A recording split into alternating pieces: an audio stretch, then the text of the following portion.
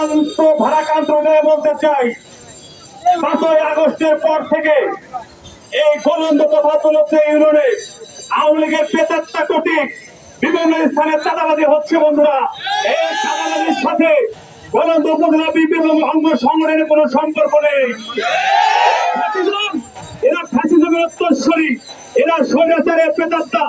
যারা যেখানে চাঁদাবাজি করছে এদেরকে চিহ্নিত করতে হবে অবিলম্বে। আমি বক্তব্য দীর্ঘায়িত করবো না, কয়েকটি কথা বলে শেষ করব। আমি কয়েকটি কথা বলে শেষ করতে চাই। ওই সমবিরোধী ছাত্র আন্দোলনের উপরে যারা গুলি করেছিল এই গোলন্দতে, তাদেরকে অবিলম্বে আইনের আওতায় আনতে হবে। রাজনীতিতে যে মামলাটি হয়েছে সেই মামলায় মুখ্যমন্ত্রী সহ সবাইকে আমরা আইনের আওতায় দেখতে চাই।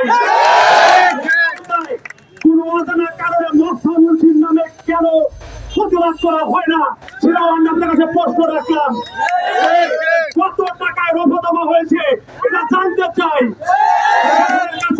অনুরোধ করি 24 ঘন্টার মধ্যে হলদিয়াঘাটের কুখ্যাত মাদক নেত্রী ডিবিসিআইজি হাবিবের রুচিদা রুমুরকে 24 ঘন্টার মধ্যে গ্রেফতার করতে হবে। 24 ঘন্টার মধ্যে গ্রেফতার করে 10 লক্ষ টাকা কারা নিয়েছে বিএনপির নাম করে তাদের নাম জনসম্মুখে প্রকাশ করতে হবে। গণদেরকে প্রতিহত করবেন গোলন্দর উপজেলা বিএনপি এবং অঙ্গ সংগঠন। বলতে চাই, সারা দেশে যা হচ্ছে সাংবাদিক বন্ধুরা আপনারা দৃষ্টি রাখবেন। এই দেশে 5ই আগস্টের পর থেকে আমরা সম্প্রীতির গোলন্দ করে তুলতে চাই। কোন হানাহানির কারণ আমাদের দলে এখনো খবরে আসে নাই।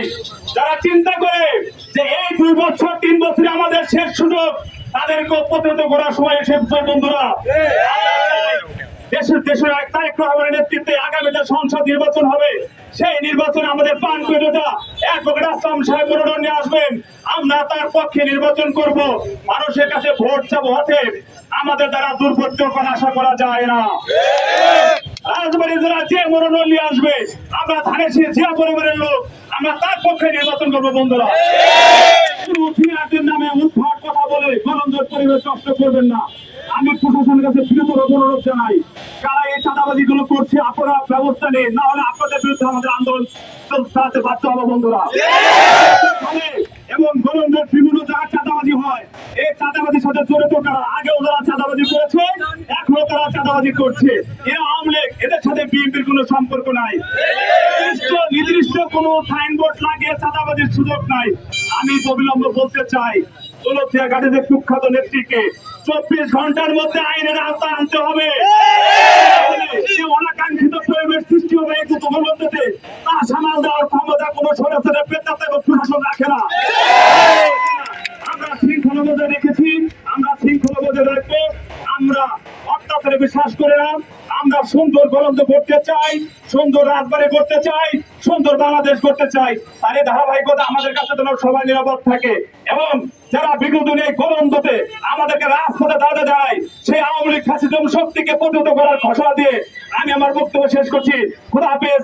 বাংলাদেশ জিন্দাবাদ। শহীদ জিয়া অমর হোক। তারেক রহমান জিন্দাবাদ। দেশ মাতা খালেদা জিয়া জিন্দাবাদ। জিন্দাবাদ।